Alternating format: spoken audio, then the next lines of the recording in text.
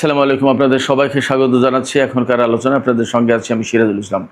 দর্শক, বিশ্বে ছোট ছোট করে বেশ কয়েকটি খবর নিয়ে আপনাদের মাঝে হাজির হলাম। আরব সাগরে মার্কিন একটি সিহক হেলিকপ্টার বিধ্বস্ত হয়েছে, তাতে অন্তত একজন নিহত হয়েছে। এরপরে ইরানের রাজধানী তেহরানে আজ সর্বোচ্চ নেতা শহীদ আয়াতুল্লাহ আলী খামেনির কফিন নিয়ে শোক মিছিল বের হয়েছে। মানুষের ঢলে কার্যত তেহরান শহর অচল। এদিকে শ্রীলঙ্কায় কারাগারে দুই গ্রুপের সংঘর্ষে অন্তত 25 জন নিহত। কেন এই ঘটনা ঘটেছে আলোচনায় সেটা থাকবে। এরপরে গাজায় ইসরায়েলি হামলায় 3 জন নিহত। লেবাননের হিজবুল্লাহ অভিযোগ করেছে যুদ্ধবিরতি সত্ত্বেও ইসরায়েল হামলা অব্যাহত রেখেছে এবং এ ব্যাপারে লেবাননের সরকারি কর্মকর্তারা কোনো কথা বলছে না। সুপ্রিয় দর্শক, এই বিষয়গুলো নিয়েই এখন আমি ছোট ছোট করে বিশ্লেষণ করব। আশা করি অল্প পরিসরে বেশ কয়েকটি খবর জানবেন। আশা করি ভালো লাগবে এবং শেষ পর্যন্ত আপনারা সঙ্গেই থাকবেন। আর ভিডিও যদি ভালো লাগে তাহলে লাইক কমেন্ট শেয়ার করবেন এবং চ্যানেলটি সাবস্ক্রাইব করে সাথেই থাকবেন। দর্শক, চলুন মূল আলোচনায় চলে যাই।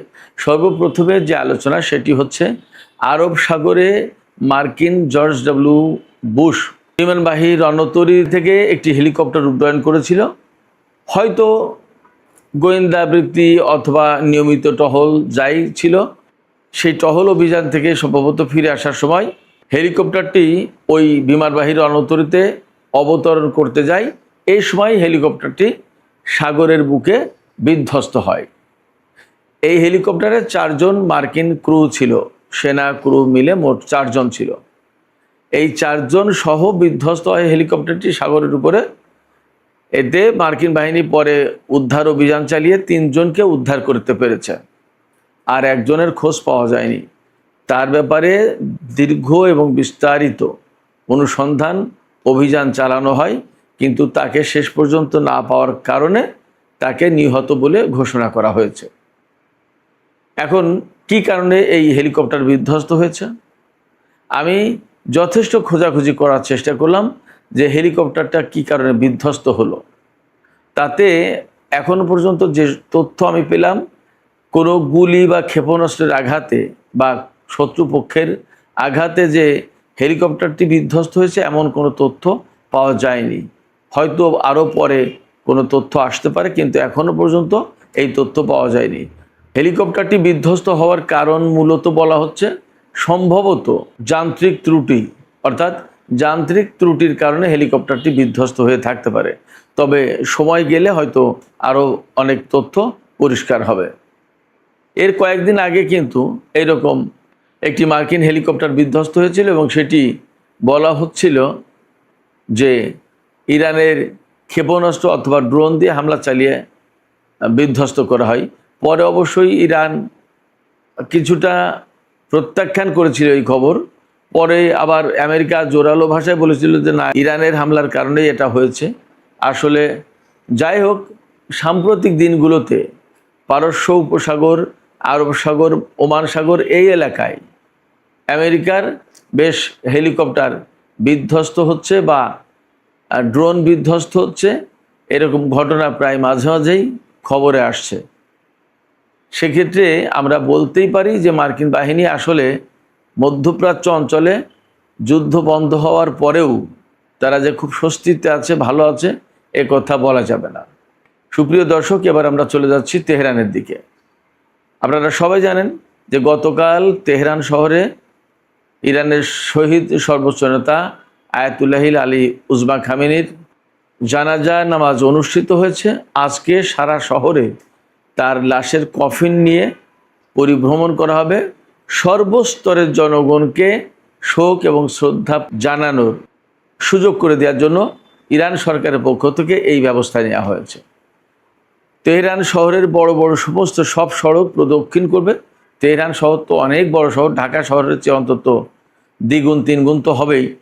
তো এত বড় শহর, এই শহরের গুরুত্বপূর্ণ সমস্ত সড়কে এই কফিন নিয়ে পরিভ্রমণ করা হবে এবং মানুষ তাতে শ্রদ্ধা জানাবে, শোক জানাবে, তার রুহের মাগফিরাত কামনা করবে, তার জন্য দোয়া করবে, তার জন্য শোক প্রকাশ করবে।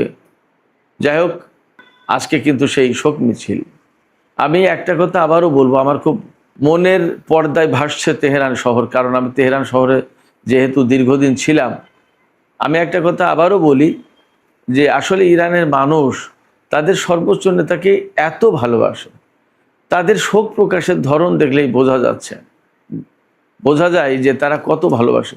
নারী, পুরুষ, শিশু, কিশোর সবাই সর্বোচ্চ নেতার জন্য শোক প্রকাশ করছে। এটা বিরাট ব্যাপার। মানে একজন সর্বোচ্চ নেতা, তার জীবনে আর কি চাওয়ার, আর কি পাওয়ার থাকে? মানুষের ভালোবাসা, মানুষের যে শ্রদ্ধা তিনি পেলেন, শুধু তো ইরানের না, সারা বিশ্বে বিরাট ব্যাপার। একেবারে মানে আমার কাছে মনে হচ্ছে যে সর্বোচ্চ নেতার যদি স্বাভাবিক মৃত্যুটা হতো, তাহলে যে পরিমাণে মানুষ তার শোক, নামাজে জানাজা, শোক মিছিল এই সমস্ত জায়গায় উপস্থিত হতো, তার চেয়ে অনেক বেশি মানুষ উপস্থিত হলো এখন এই শহীদ সর্বোচ্চ নেতার নামাজে জানাজায়, তার প্রতি সম্মান জানানোর অনুষ্ঠানে, তাকে ঘিরে আয়োজিত আজকের এই শোক মিছিলে, সব জায়গায়।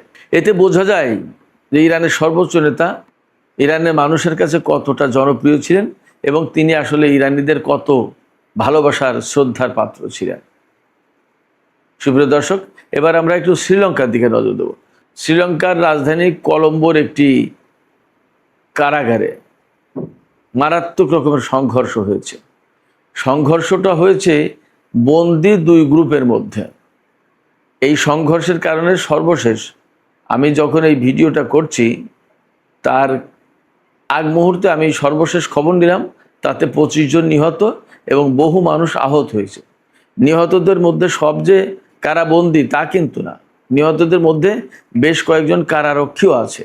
তার মানে ভয়াবহ রকমের কারা সংঘর্ষ হয়েছে, কারা বিদ্রোহের ঘটনা ঘটেছে মনে হচ্ছে। বা দুই পরস্পর প্রতিদ্বন্দ্বী দুই গ্রুপের ভেতরে যদি সংঘর্ষ হয়, তাহলে কারাগারের ভেতরে কারা সেই প্রতিদ্বন্দ্বী? রাজনৈতিক প্রতিদ্বন্দ্বী নাকি কোনো সন্ত্রাসী গ্রুপ ছিল তারা কোনো প্রতিদ্বন্দ্বী? আসলে ব্যাপারটা কি পরিষ্কার না, একটু সময় লাগবে। এখনও আন্তর্জাতিক গণমাধ্যমে আমি একদম ক্লিয়ার তথ্য পাইনি যে কী কারণে এই সংঘর্ষ হলো। তবে সংঘর্ষটি বড় এবং মর্মান্তিক, বেদনাদায়ক, কথা মোটামুটিভাবে বলা যায়। এদিকে ফিলিস্তিনের গাজা উপত্যকায় কিন্তু যুদ্ধবিরতি কার্যকর রয়েছে এবং সেখানে যুদ্ধবিরতি কার্যকর করে অনেক পরিকল্পনা বাস্তবায়ন করা হবে এরকম চুক্তি কিন্তু হয়েছিল এবং বোর্ড অফ পিস গঠন করেছিল।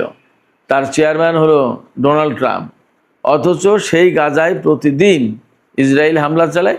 গাজায় তো এখন আসলে হামলা চালানোর কোনো আর জায়গা নেই। এখন যে বস্তির মতো করে পলিথিন দিয়ে কোনো রকম তাঁবু টাঙিয়ে ফিলিস্তিনিরা থাকে, তার উপরে বিমান হামলা চালায়। তো এই যে পরিস্থিতি, এই রকম পরিস্থিতির ভিতরেও আমরা দেখতে পাচ্ছি যে ইসরায়েল প্রতিদিন গাজায় হামলা চালায় এবং ফিলিস্তিনিরা বেঘরে মরছে। এ নিয়ে আসলে ইসরায়েলের ভেতরে তো কোনো অনুশোচনা থাকার কোনো কারণ নেই। তাদের ভিতরে কোনো মানবতা বোধ আছে কিনা সেটাই তো একটা প্রশ্ন। এই প্রশ্ন কিন্তু সব জায়গা থেকে ওঠে এখন। তারপরে বিশ্ববাসী, সারা বিশ্ব চুপচাপ দেখছে গাজা চোখের সামনে শেষ হয়ে গেছে। যে কয়জন মানুষ অবশিষ্ট আছে তাদেরকেও শেষ করে ফেলা হচ্ছে। তাদের নেই খাবার, নেই পানি, নেই শোয়ার ব্যবস্থা, নেই ঘুমানোর ব্যবস্থা, নেই চিকিৎসার ব্যবস্থা, হাসপাতাল নেই, কোনো কিছু আর অবশিষ্ট নেই। শিক্ষা প্রতিষ্ঠান, একটা এত বড় খারাপ জঘন্য অবস্থা এই জনপদের, গাজা নামক এই জনপদের, সে কথা বলে শেষ করা যাবে না। অথচ তাদের উপর যারা হামলা চালাচ্ছে তারা সবাই কিন্তু সভ্য সমাজ এবং মানবতার ধ্বজাধারী বলে দাবি করে। অথচ পরিস্থিতি এই। এদিকে লেবাননে একই কথা। লেবাননের সাথে ইসরায়েলের একেবারে সরাসরি যুদ্ধবিরতি চুক্তি হয়েছে। সেই যুদ্ধবিরতি চুক্তির পর লেবাননে ইসরায়েলের আর হামলা চালানোর কথা না, কিন্তু সেই হামলা ঠিকই তারা চালিয়ে যাচ্ছে এবং হিজবুল্লাহ অভিযোগ করেছে যে চুক্তির পরেও তারা হামলা অব্যাহত রেখেছে, কোনো সময় বিরাম দিচ্ছে না।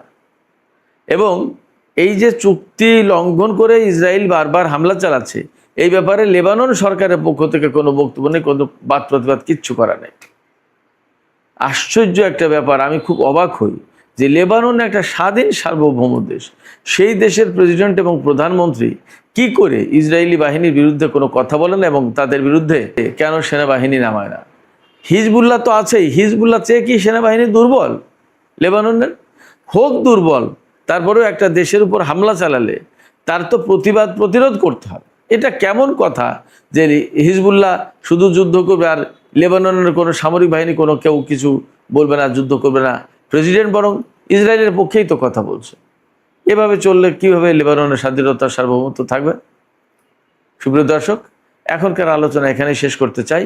যাবার আগে আমি আপনাদের কাছে জানতে চাই যে এই যে লেবাননে যে ইসরায়েল একের পর এক হামলা চালাচ্ছে যুদ্ধবিরতি সত্ত্বেও, তাহলে ওই দেশের সরকার কি করে? কেন ওই দেশের সরকার ইসরায়েলের বিরুদ্ধে কোনো বাদ প্রতিবাদ বা প্রতিরোধ করতে পারে না? আপনাদের কি মনে হয়? আপনাদের বিশ্লেষণ বা মতামত কমেন্টে জানাতে পারেন। আর ভিডিও ভালো লাগলে লাইক, কমেন্ট, শেয়ার করবেন এবং চ্যানেলটি সাবস্ক্রাইব করে সাথেই থাকবেন। দর্শক, এখনকার মতো আলোচনা এখানেই শেষ করতে চাইছি। আপনারা সবাই অনেক অনেক ভালো থাকুন। আল্লাহ হাফেজ।